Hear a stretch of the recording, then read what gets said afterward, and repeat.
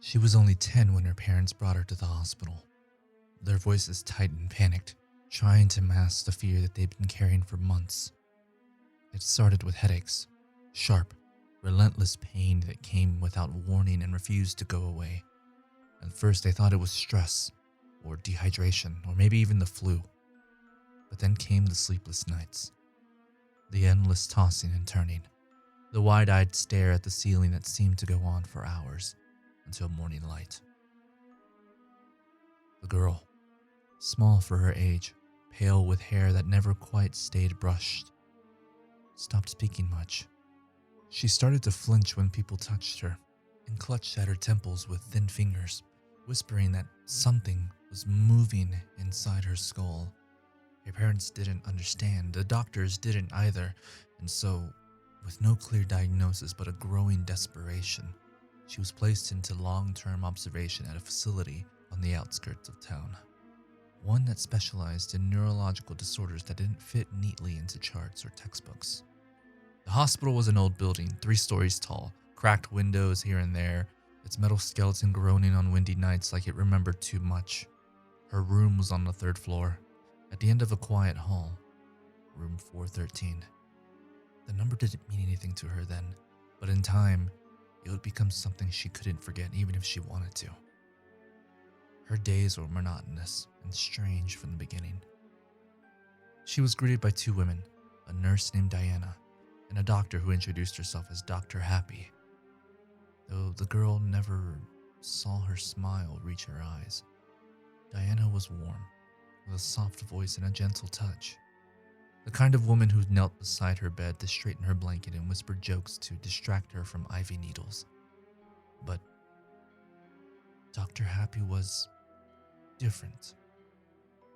She always wore yellow-tinted glasses that made her wide eyes look too bright and reflective, almost glassy like a doll's. Her coat was gray, not the standard white, but always buttoned too tightly. Her voice was overly cheerful, like she was pretending to be someone people wouldn't fear. But there was something behind that cheer, some brittle edge that made the girl feel colder even when the woman touched her shoulder with warm hands. "Such a little sweetheart," Dr. Happy would say, leaning in too close. "Let's make that brain of yours feel better, hmm?" The girl would just nod and say nothing.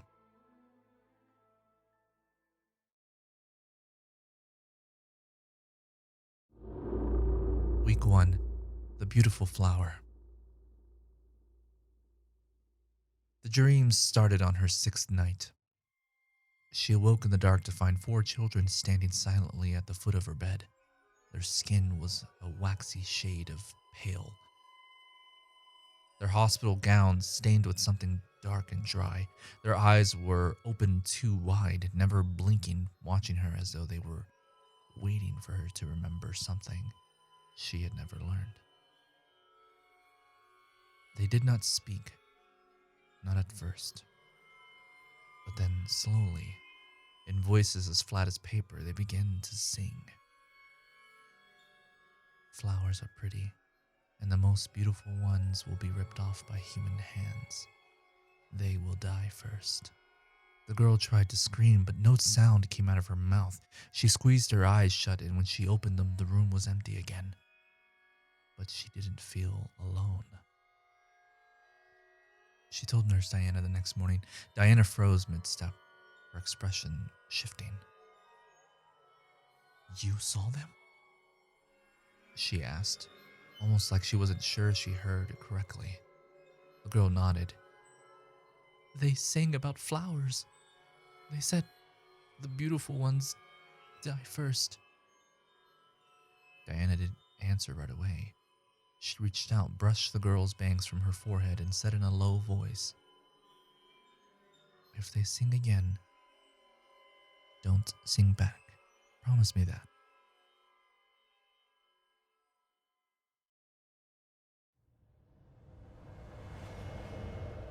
Week 2, white liquid.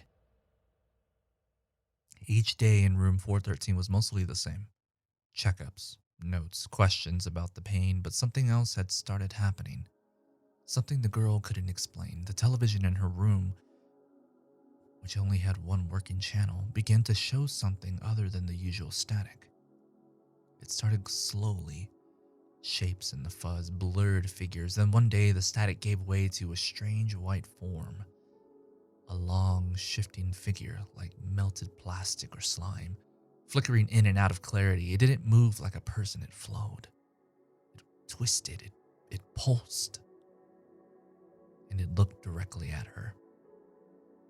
The creature had no face, but she knew it was looking at her. Every time it appeared, she felt colder, like it had reached through the screen and was pressing cold hands around her skull.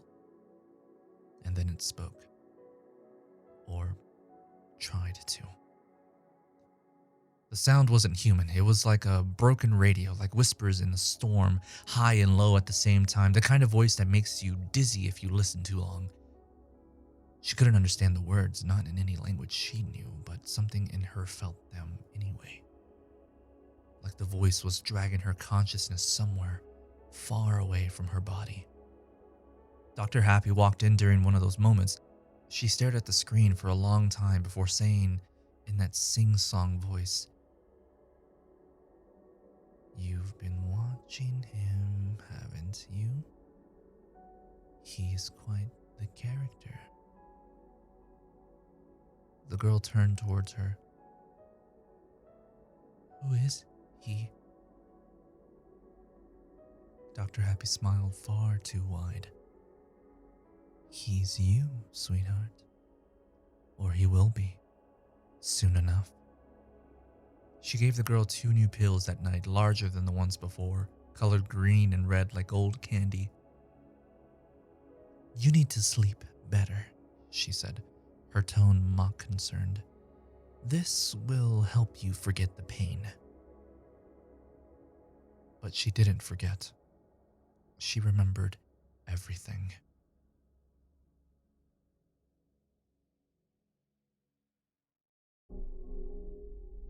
Week 3, the sky of foolish dreams. By now the girl had made 2 friends, Theo and Malia. They were also long-term patients, and the 3 of them would sit together in a small playroom during afternoons, coloring or telling stories to distract themselves from the things they didn't want to admit they'd seen.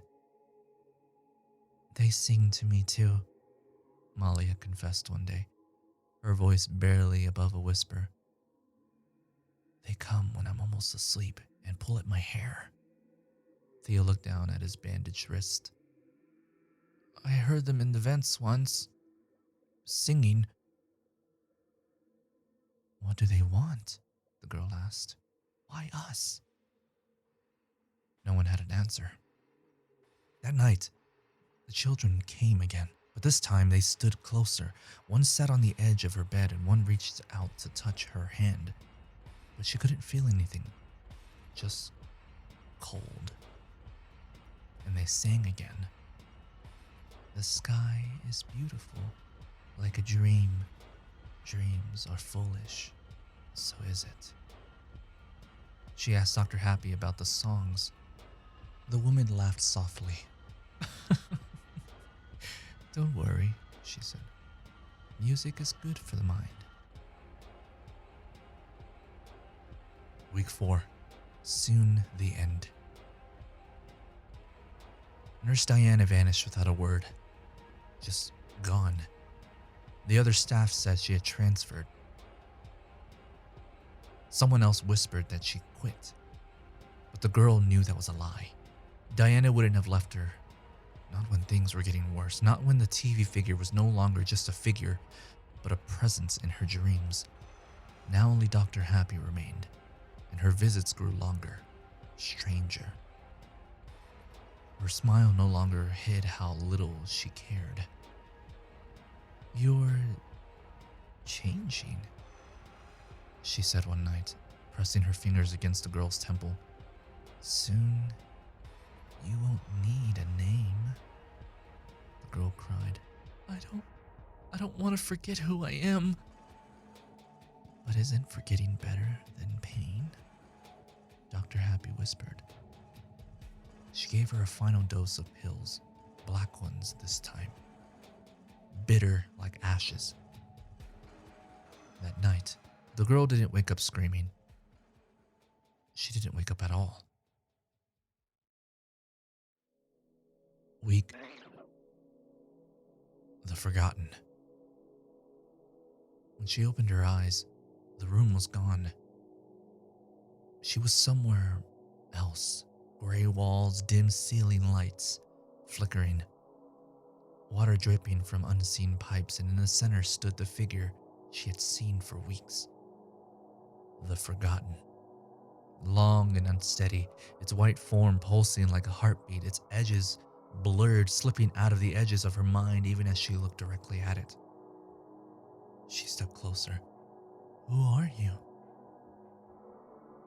At this time, it spoke clearly, not in English, not in any language, but in her thoughts, in the space behind her eyes. "I am the memory no one kept. I am the name no one called. I am the pain that stayed when the world moved on." Her knees trembled. "Why me?" The creature moved, slow, reverent, and raised its hand. "Because I am you, and you are forgotten." It touched her forehead, her mind cracked open, and she saw it all. Dr. Happy had never been a real doctor. She had once been like the girl, lost, hurting, invisible to the world, but she had chosen madness. She had given the girl a choice without ever telling her it was a choice. And the girl swallowed it willingly. Now she was gone. Not dead, not alive, just erased.